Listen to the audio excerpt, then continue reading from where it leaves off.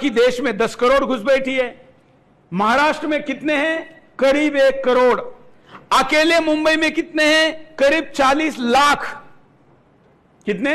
40 लाख।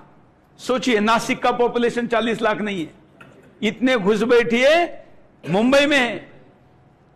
और ये घुसपैठिए कोई प्रॉपर्टी खरीद के रहते हैं क्या? कैसे आते हैं? अभी अभी पिछले दिनों मैंने एक रेड कार्ड दिखाया था।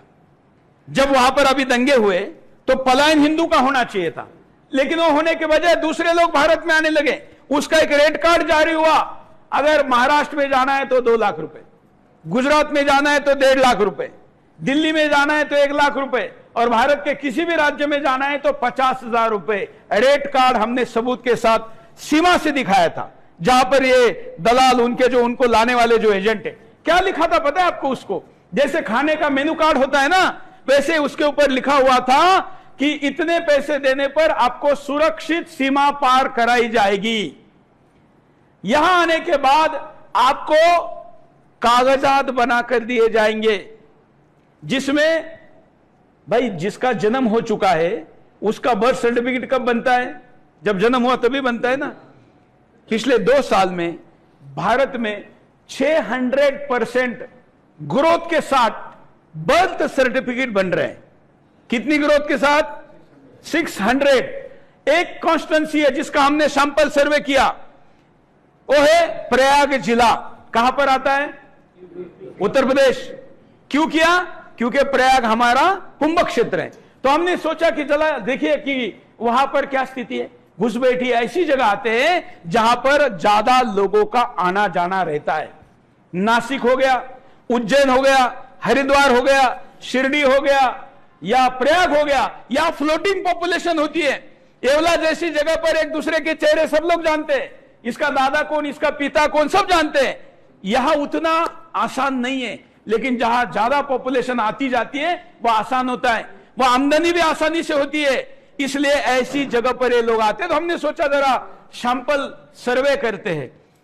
हमने सुदर्शन पर इसको दिखाया, और हमने सुदर्शन पर दिखाया प्रयाग जिले में, प्रयाग महापालिका के क्षेत्र में जो जन्म दाखिला बनाने का ग्रोथ रेट है 6000% है।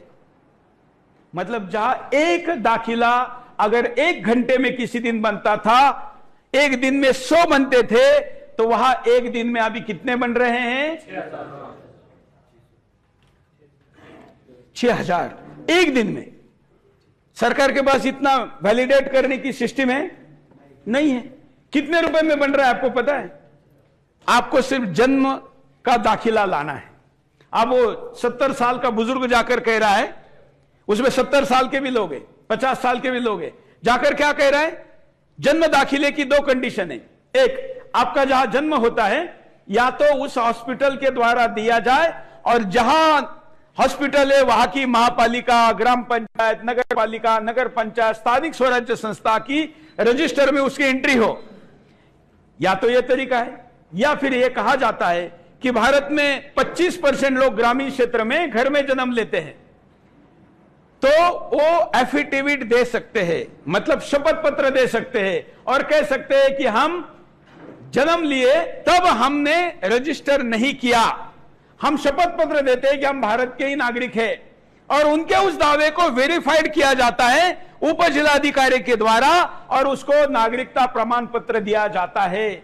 एक दिन में 6000 लोग अगर आवेदन करेंगे तो इतने लोगों के आवेदन को वेरीफाइड करने की क्षमता उप जिलाधिकारी के पास है क्या?